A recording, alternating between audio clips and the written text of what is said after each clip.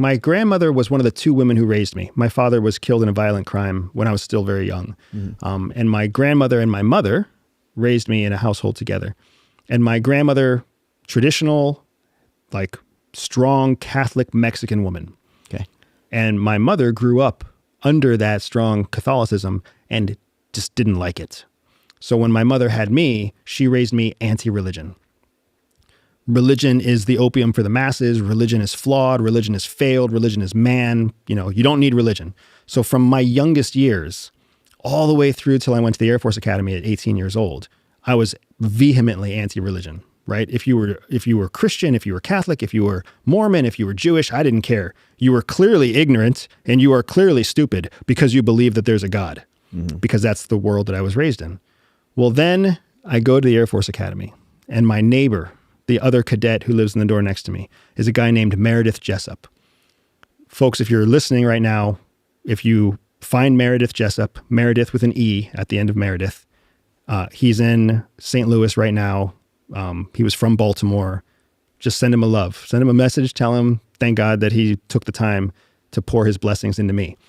Because I lived next to Meredith for a year, and I treated him like trash every day. And every day he woke up with a smile. Every day he showed a resiliency to put up with me and my negative attitude about the academy and my negative attitude about faith. And every day he just demonstrated to me what a faithful Christian kingdom builder looks like. And you cannot ignore it. You cannot ignore an example like that. And that's what really started me on my faith, because that's what made me question everything about my childhood. How can this man, how can this kid be so kind and so friendly and so like capable, so willing and so capable to put up with all the garbage I'm putting up with at the academy, and also bear the brunt of my skepticism and my attitude? And every day he did it. And then the next year he wasn't living next to me anymore. He went somewhere else, and I never saw him again for the rest of my time at the academy. He graduated in my same class. Never saw him again because it was, 3,000 students over the course of however many miles of academy campus. But he changed your life for literally forever, for eternity. For eternity. Changed my life because that planted the seed, and then that question grew on its own. And then another cadet, a guy named Ian Slasnick, invited me to his wedding. And for divine intervention, I couldn't think of a good wedding gift to give him. So when I was invited to his wedding, I decided the wedding gift I wanted to give him was a journal of my journaling, my own walk through the Bible.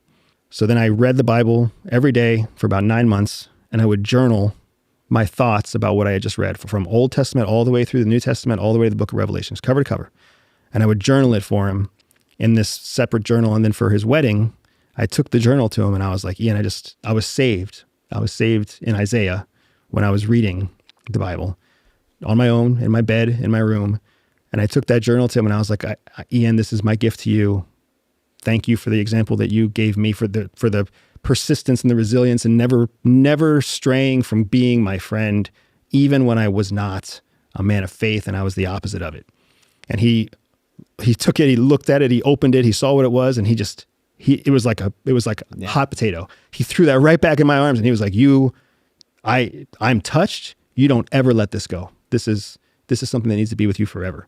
And it still sits on my bookshelf now. My wife, when she met me and she saw it, she was like, this is so incredibly special. She transcribed the whole thing into a digital file. She made like 4 copies of it. 2 of them sit in a safety deposit box because she doesn't ever want me to lose. If the fire burns down the journal, she doesn't ever want me to lose the reflections. And that was my spiritual faith. That carried me. It carries me every day. I have my own ups and downs through my journey. My grandmother recently died, which is all the way back to the beginning of the story. And my mom, who is still as anti-religious as it comes, was there at the funeral along with her sisters and her brothers. And this incredible funeral service in this little church in a little village in Casa Grande, Arizona, where my grandmother died, where she spent the last 30 years of her life. And she was such a pillar of faith, but nobody really knew her. She had 12 or 15 really close friends who were all retired single ladies just like her. Half of them had passed before my grandmother had passed, and the remaining 5 or so were at the funeral. And all anybody could talk about was my grandmother's faith, her constant resilient faith, and how she never wandered from it and she never strayed from it. And I sat there and I could see my mother's reaction to hearing that one of my grandmother's biggest, most powerful traits was her faith.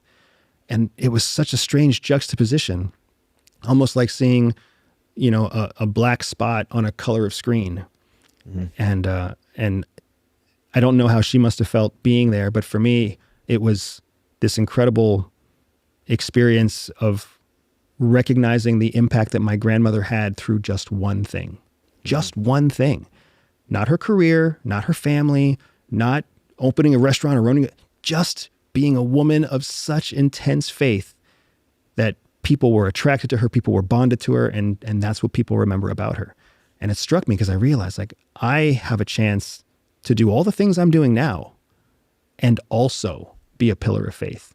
And I loved it when I saw the invitation to come speak here at Resilient with you. It was a no-brainer to me, because I was like, this is an awesome opportunity to talk about something nobody ever asks me about.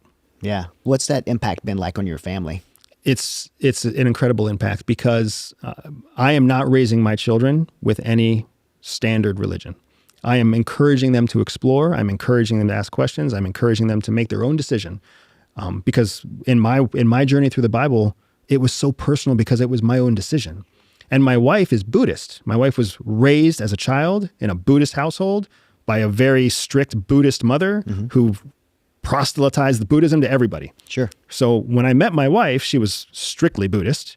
And then when we had children, she was like, I'm going to raise my kids Buddhist. And I was like, it's a personal journey, but I love you. And I believe that God has me here for a reason. So I'm not going to argue with you. Fast forward now, it's my 7-year-old daughter, my 11-year-old son, my wife of 14 years. She has read the Bible with me. She asks incredibly intelligent, insightful questions about the faith and about Christianity probably 2 times a week. She struggles to maintain her own Buddhist practice sometimes, but she never struggles to understand that God is forgiveness, and that we live in a fallen world, and that we have spiritual gifts, and that we're ordained to something great. Like, she doesn't struggle with those, because Buddhism is all about practice. Yes. Whereas Christianity is all about faith.